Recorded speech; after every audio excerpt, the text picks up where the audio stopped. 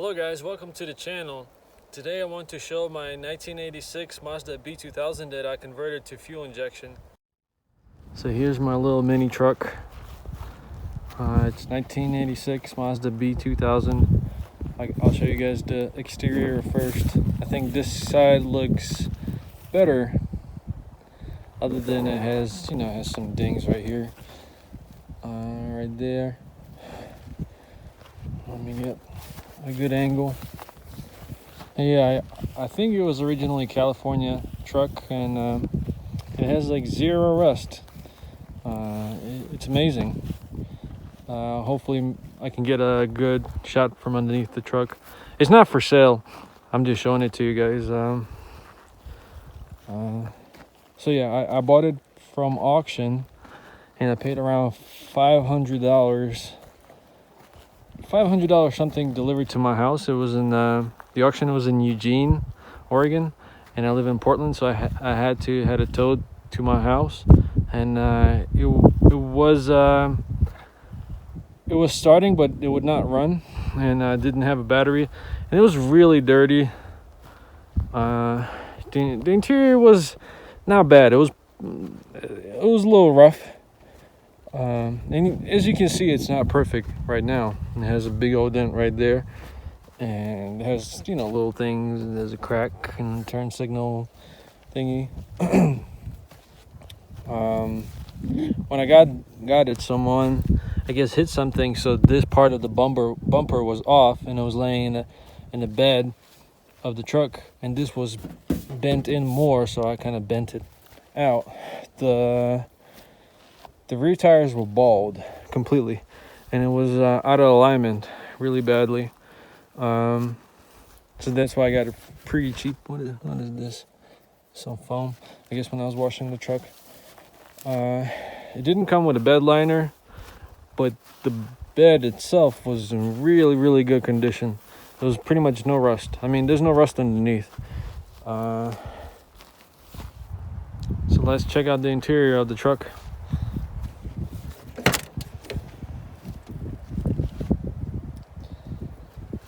I have a seat cover and this blanket to hide the ugliness of the original seat, because it's pretty torn up, but it looks great with the seat cover.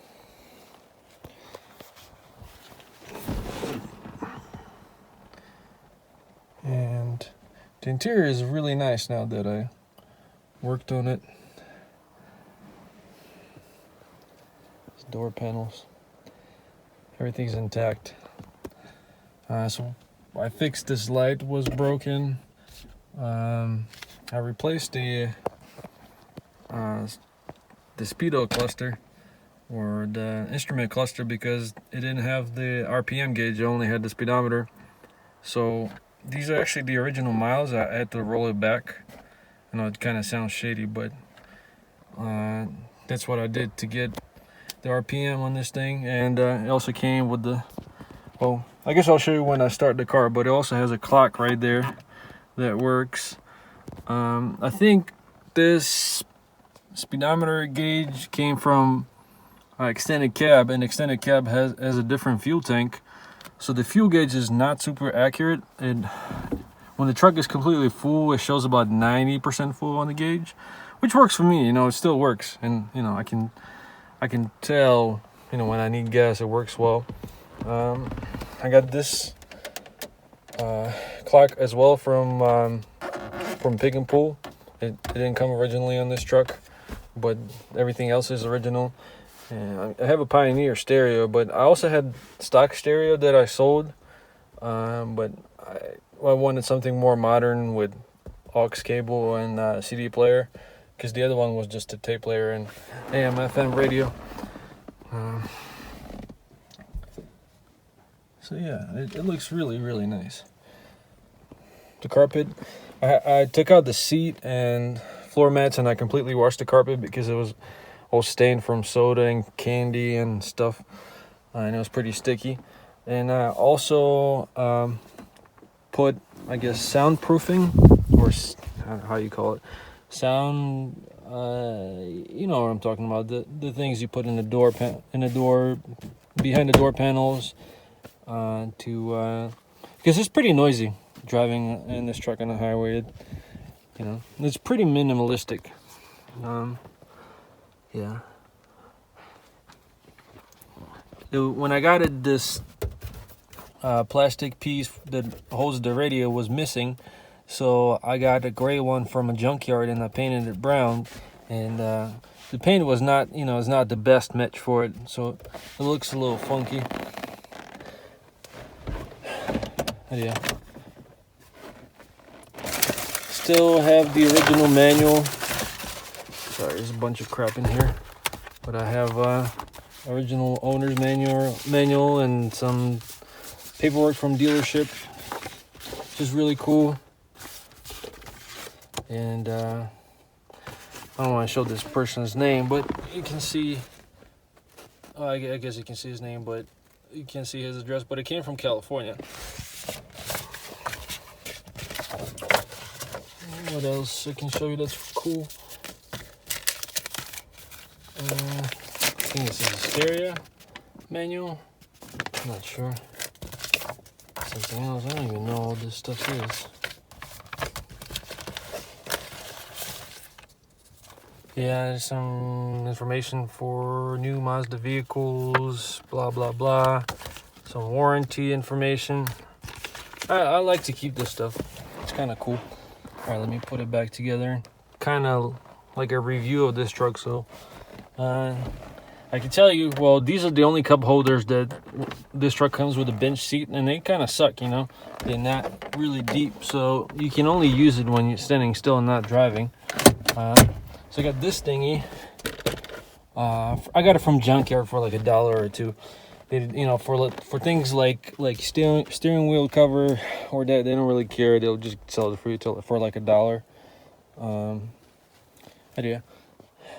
I guess this is SE5 trim level of this truck, so I guess it doesn't have like a solid glass back window. It has the little, you can open it, but it was rattling, so I kind of stuffed, I think, some cardboard in here so it would not rattle. I don't open it. And this is behind the seat. I have the original jack.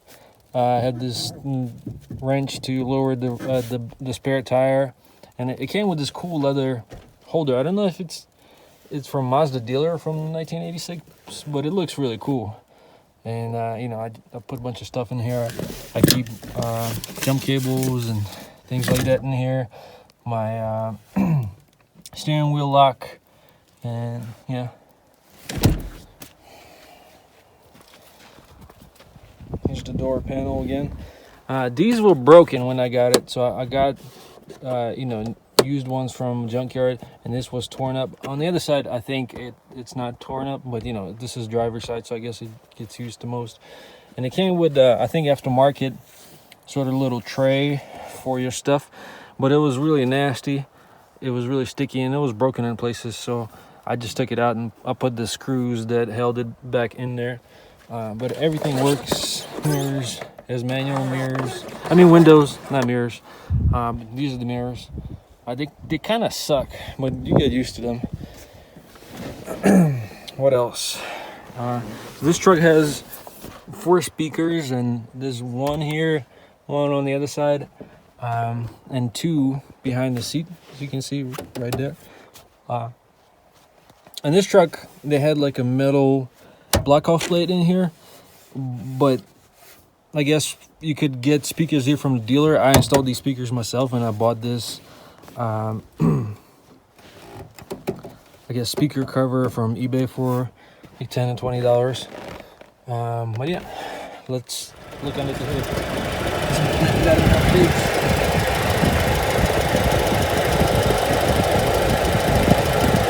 I was changing when I was swapping clutch. Well, the reason I did the clutch because I was doing rear main seal because it was really leaky, and it was also rear main seal was leaking, and it was I guess the input or the output shaft of the transmission, the shaft that goes into the engine, the pilot bearing. It was leaking from that side. It was actually leaking more than rear main seal. So that's why the reason I removed the transmission. And so what I'm saying is that I washed the transmission when I took it out because it was all grimy and greasy. I changed the oil in the differential. The differential oil is the same as the transmission oil, gear oil, like the same viscosity. I know it was a castor oil, but I don't remember what kind. I have not changed the shocks. When I got this truck, the Sparrow sitting in the back of the bed, and the chain that kind of holds it up was broken, so I welded it together, and I put it back up. You can see it; it's in really, really good shape. It's not rusty; it's just dusty. Yeah.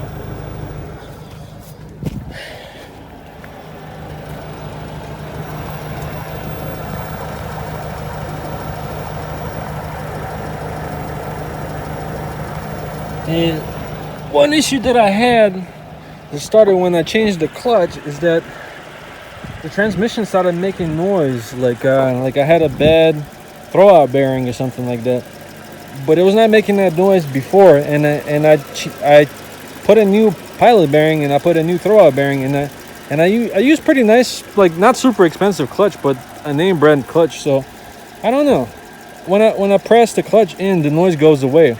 It just sounds like a bad bearing. So I'm guessing is the transmission, one of the transmission bearings making that noise. But I'm not really worried about that. It drives just fine. The clutch works great. I had it resurfaced, and it was fine when I took it out, but I was just kind of particular about that. And I had it resurfaced. I put a new clutch and everything. And I guess when the transmission goes out, I'll either rebuild it, or I'll just go to junkyard and get a new transmission, because pretty much every month here in Portland there's a Mazda B2000 or B2200 shows up at the junkyard, and I just occasionally go there to take off some parts, some trim parts or something cool that I find that my truck doesn't have. I kind of always like to go check it out. Yeah. Guys, let me know if you have any questions about a fuel injection swap. I know some people do, they install turbo from like a Ford Probe and Mazda 626.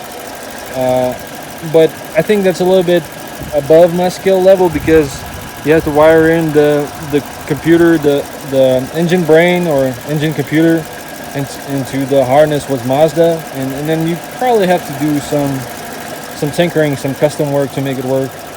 I would like to have that, but I'm pretty content with this truck the way it is. It's not fast at all. It's pretty slow, but it's good enough for me. It gets like amazing mileage. I can't tell you the exact number. What's my MPG, but I fuel out so seldom with this truck. I use it very seldom, but still, I drive into mountains, and I barely, I barely have to fuel up. It's great. If I would have to guess, probably like 25 miles per gallon on the highway and closer to 30. 25 in the city and closer to 30 on the highway. I could be wrong, but that's my guesstimate. See the fan, it didn't kick in yet because the radiator didn't get to to the temperature it's supposed to kick in.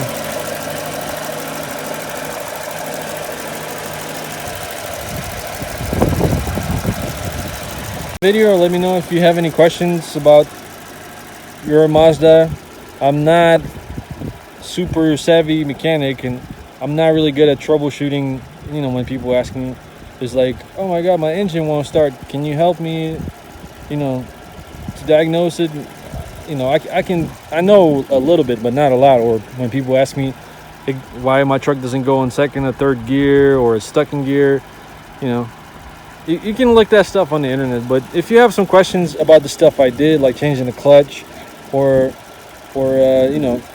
turning your truck into a fuel injected truck, or anything else related to what I said, I can help you. But thank you for watching. Bye.